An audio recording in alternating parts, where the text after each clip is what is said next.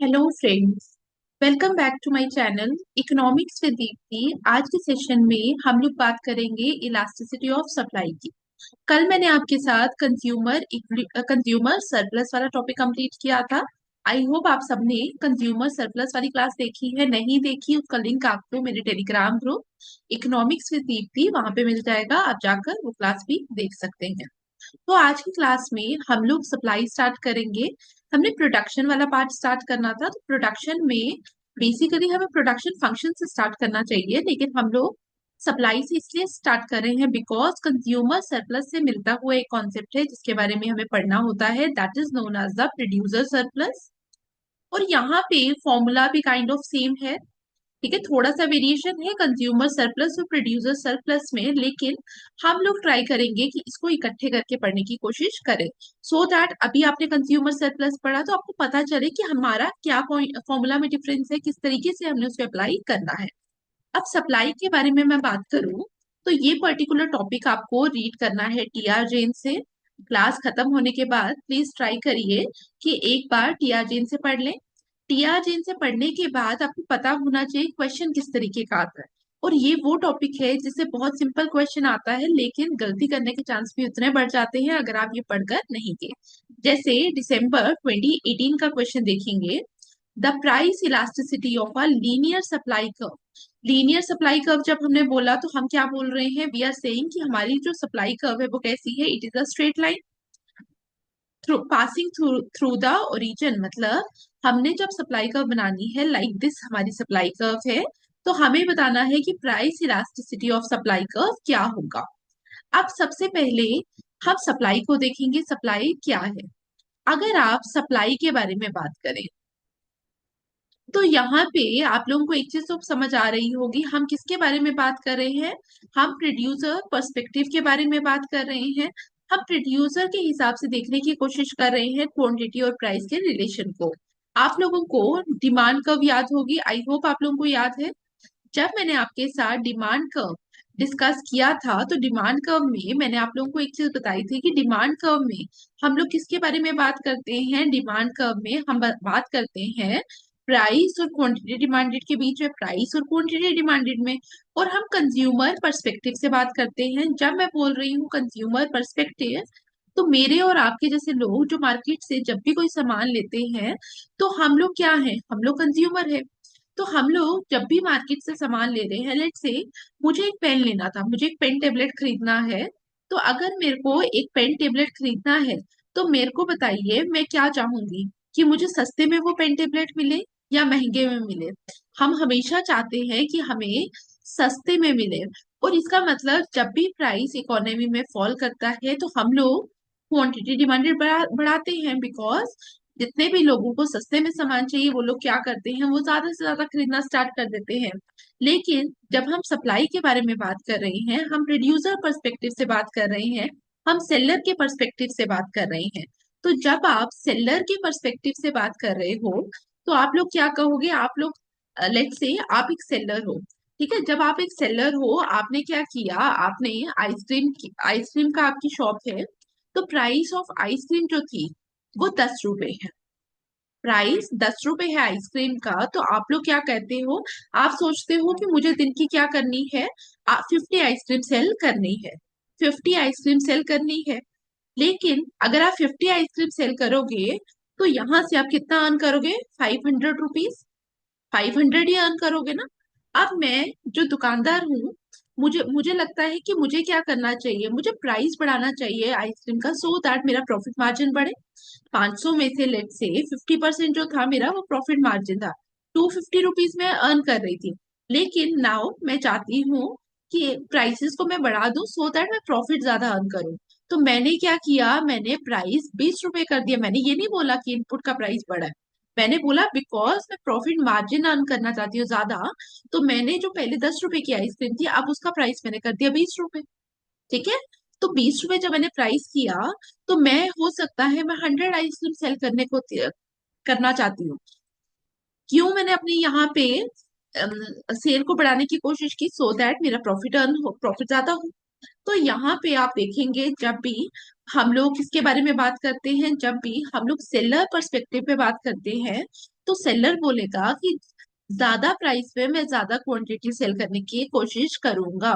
मैं चाहता हूं कि मेरी ज्यादा से ज्यादा क्वांटिटी सेल हो at higher price, because with higher price profit बढ़ते हैं। ठीक है, हाइयर प्राइस से क्या होगा, प्रॉफिट भी तो मेरे बढ़ रहे हैं ना, वो जो एक्स्ट्रा प्राइस है वो कहाँ जा रहा है, वो मेरी पॉकेट में ही जाएगा ना। तो ये जो रिलेशनशिप है between the price and the quantity, this is known as basically law of supply. तो लॉ ऑफ सप्लाई क्या कहता है कि हमारा जो प्राइस है उसका क्वांटिटी के साथ डायरेक्ट रिलेशनशिप है। उसका कैसा रिलेशनशिप है, डायरेक्ट रिलेशनशिप है। आई होप आपको यहाँ पे समझ आया कि लॉ ऑफ सप्लाई बोलता क्या है। अब लॉ ऑफ सप्लाई तो के बारे में तो हम लोगों ने देखा कि there is a direct relationship between the price and the quantity. और लॉ ऑफ डिमांड क्या कहता था कि there is an inverse relationship between price and the quantity demanded. अब यहाँ पे सबसे पहले हमें पता होना चाहिए कि सप्लाई क्या है। ठीक है, जब हम सप्लाई के बारे में बात करते हैं वो हमें पता होना चाहिए। अब यहाँ पे दो टर्म्स आती हैं हमारे पास, number one is the supply and number two is the quantity supplied. Number two is the quantity supplied. देखिए, क्वांटिटी सप्लाइड तो एक पर्टिकुलर प्राइस पे कितनी क्वांटिटीज जो है वो सप्लाई हो रही है, दैट इज क्वांटिटी सप्लाइड। ठीक है, हम पर्टिकुलर अमाउंट के बारे में यहाँ पे बात करते हैं। लेकिन whenever we talk about the supply in economics, तो सप्लाई के बारे में अगर हम बात करेंगे, हम पर्टिकुलर के बारे में बात नहीं करते। जैसे यहाँ पे सप्लाई में हम क्या बोलेंगे, लेट से अगर प्राइस 10 रुपए है आइसक्रीम का, आप बोल रहे हो कि मैं 50 आइसक्रीम बेचने को तैयार हूँ। ठीक है, तो दस दस रुपए की प्राइस पे आप लोग क्या कह रहे हो, 50 आइसक्रीम बेचने को तैयार हो। प्राइस हम 15 रुपए कर देते हैं। तो लॉ ऑफ सप्लाई के अकॉर्डिंग क्या होगा, सप्लाई बढ़नी चाहिए। तो आप बोलोगे कि अब मैं 70 यूनिट्स बेचने को तैयार हूँ। प्राइस फर्दर इंक्रीज किया, आपने बोला मैं 90 यूनिट्स बेचने को तैयार हूँ। प्राइस फर्दर इंक्रीज किया, ठीक है, आपने बोला मैं लेट से 120 यूनिट्स बेचने को तैयार हूँ।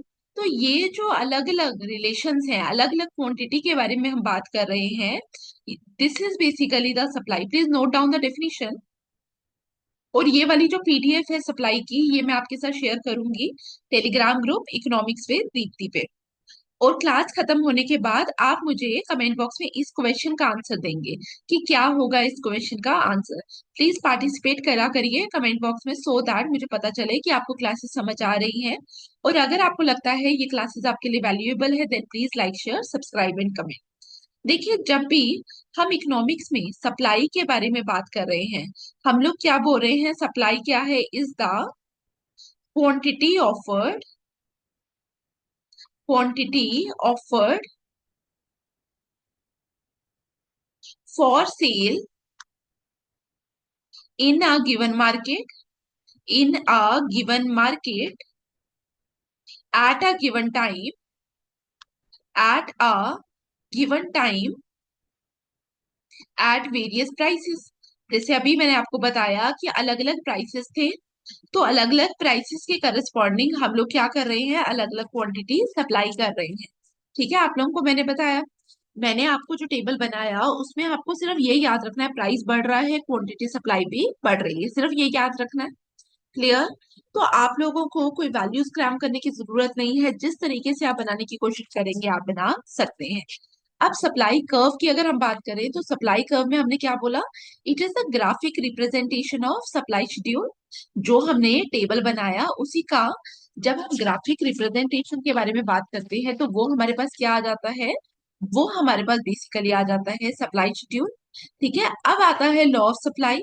मैंने आपको लॉ ऑफ सप्लाई भी बताया कि लॉ ऑफ सप्लाई क्या बोलता है कि अदर थिंग्स बीइंग इक्वल, जो आपकी डिमांड कर्व में भी सिट्रस पेरिबस की एजम्पशन है, सेम एजम्पशन हम यहाँ पे लेते हैं कि कि बाकी सारी जो चीजें हैं वो कांस्टेंट है। The quantity supplied of a good rises when the price of the product rises. जब भी प्राइस बढ़ेगा तो क्वांटिटी सप्लाई भी क्या करेगा, बढ़ेगा। दैट्स वाई अगर आप यहाँ पे नोट करें, यहाँ पे हमारे पास क्या है, यहाँ पे हमारे पास एक अपवर्ड स्लोपिंग कर्व है।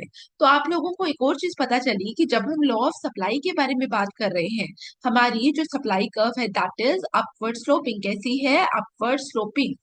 डिमांड कर्व हमारी कैसी होती है, डाउनवर्ड स्लोपिंग होती है। अब जो बहुत इंपॉर्टेंट पार्ट है, this is very important part जो हमें कवर करना है आज की क्लास में। देखिए, आप लोगों को इलास्टिसिटी ऑफ डिमांड याद होगा। इलास्टिसिटी ऑफ डिमांड में मैंने एक परसेंटेज फॉर्मूला पे बात की थी। परसेंटेज या प्रोपोर्शनेट मेथड कहते हैं। वैसे ही जब इलास्टिसिटी ऑफ सप्लाई के बारे में बात करते हैं तो हम क्या करेंगे, हम लोग पहले डिफाइन करेंगे इलास्टिसिटी ऑफ सप्लाई को। हम लोगों ने क्या बोला, लेट से ये पेन है, ठीक है। अगर मैं यहाँ पे फोर्स लगाऊं तो इसकी शेप नहीं चेंज हो रही है, लेकिन अगर इसी की जगह क्या होता, कोई रबर बैंड होता या ये वायर है मेरे हाथ में, अगर मैं इसमें फोर्स लगाऊंगी तो यहाँ पे क्या होगा, ये शेप चेंज करेगी। तो हम लोग ये बोलते हैं कि force is equal to price. Force को आप रिलेट करिए यहाँ पे प्राइस से। अगर मैं फोर्स की जगह क्या कर रही हूँ, प्राइस को चेंज कर रही हूँ, तो क्वांटिटी सप्लाई पे भी चेंज आएगा। तो हम इलास्टिसिटी ऑफ सप्लाई पे इसी चीज पे बात करते हैं कि प्राइस पे जब भी चेंज आता है तो आपकी जो क्वांटिटी है वो किस तरीके से रिएक्ट करती है, क्वांटिटी सप्लाई आपकी किस तरीके से बढ़ती है, ये हम पढ़ते हैं इलास्टिसिटी ऑफ सप्लाई पे। तो elasticity of supply measures how much the quantity supplied of a good responds to a change in the price of the good. अब आप लोगों के साथ जब मैंने परसेंटेज मेथड पढ़ाया था किसका, इलास्टिसिटी ऑफ डिमांड का, तो percentage method of elasticity of demand में हम लोगों ने क्या पढ़ा था, हमने वहां पे पढ़ा था परसेंटेज मेथड में कि हमारा, जस्ट अ सेकेंड, जैसे इलास्टिसिटी ऑफ डिमांड का फॉर्मूला आपको याद होगा, इलास्टिसिटी ऑफ डिमांड के केस में हम लोग जब प्रोपोर्शनेट मेथड के बारे में बात करते थे, हम क्या बात करते थे, percentage change in quantity demanded divided by percentage change in price. याद होगा आपको, मैं आपको रिलेट करके इससे बता रही हूँ सो दैट अगर आपके दिमाग से चीजें निकल भी गई हैं तो आप रिलेट कर पाए, ठीक है। तो यहाँ पे हम इलास्टिसिटी ऑफ सप्लाई के लिए भी परसेंटेज और प्रोपोर्शनेट मेथड में इसी तरीके से बात करते हैं। फर्क क्या है, वहां पे हम क्वांटिटी डिमांडेड पे बात करते थे, यहाँ पे हम क्वांटिटी सप्लाइड पे बात करेंगे। क्लियर, तो आप यहाँ देख भी सकते हैं percentage change in quantity supply divided by change in price. Clear, I hope आपको यहाँ तक समझ आया। अब हमारे लिए ये केसेस बहुत इंपॉर्टेंट है, ये केसेस बहुत ज्यादा इंपॉर्टेंट है, इसकी मैं आपको डायग्राम भी बनवाऊंगी वन बाय वन, ठीक है। तो मैं आपके साथ पीडीएफ भी शेयर करूंगी, लेकिन आप लोग भी इसको बनाने की कोशिश करिए। हम लोग परफेक्टली इलास्टिक सप्लाई के बारे में बात करेंगे। सबसे पहले perfectly elastic supply number one. देखिए, जब मैंने बोला परफेक्टली इलास्टिक सप्लाई, इसका मतलब क्या है, इसका मतलब है अगर बहुत कम, बहुत माइन्यूट चेंज भी आएगा प्राइस में तो उसकी वजह से भी क्वांटिटी सप्लाई पे एकदम से तेज चेंज आएगा, ठीक है, बहुत ज्यादा चेंज आएगा। और इसके लिए हम लोग बोलते हैं elasticity of supply is equal to infinity. अब elasticity of demand is equal to infinity के टाइम भी हम लोगों की जो कर्व थी वो इस तरीके से बनी थी, याद आ रहा है, आई होप आप रिलेट कर पा रहे हैं। तो यहाँ पे भी डायग्राम आपकी सेम बनती है, here we have the quantity, here we have the price. Clear, यहाँ तक याद आया, ठीक है, नहीं आया प्लीज रिवाइज करिए। अब जब हम इलास्टिसिटी जब हम elasticity of supply is equal to zero की बात करेंगे तो हम लोग बात करेंगे number two case, elasticity of supply is equal to zero. इसको हम लोग क्या कहते हैं, perfectly inelastic supply curve, क्या बोलते हैं, perfectly inelastic supply curve. जब मैंने बोला perfectly inelastic supply curve तो मैं क्या बोलने की कोशिश कर रही हूँ कि मैं प्राइस पे जितना मर्जी चेंज करूं, मेरा सप्लाई पे चेंज नहीं आ रहा। तो मेरी कर्व कैसे बनेगी, जैसे हमने डिमांड की टाइम बनाई थी, like this, elasticity of supply is equal to zero. तो here we have the quantity, here we have the price. I hope आप रिलेट कर पा रहे हैं चीजों को। प्राइस देखिए चेंज हो रहा है, लेकिन क्वांटिटी सप्लाई जो है दैट इज कांस्टेंट, ठीक है, क्वांटिटी सप्लाई पे चेंज नहीं आ रहा, प्राइस पे चेंज आ रहा है। तो दो केसेस आई होप आपको याद हुए, लेकिन जो तीन केसेस और हैं वहां पे फर्क है, वो चीजें याद करना आप लोगों के लिए ज्यादा इंपॉर्टेंट है। क्लियर,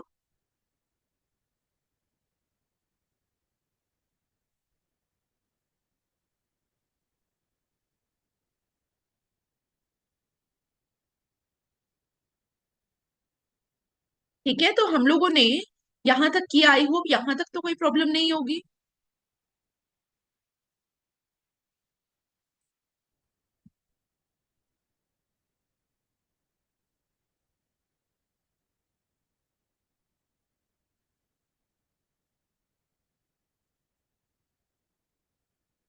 तो यहाँ तक आप सबको समझ आया। अब हमारा जो नेक्स्ट केस है, ये मैं आपके साथ पीडीएफ शेयर कर दूंगी टेलीग्राम ग्रुप पे, आप देख सकते हैं।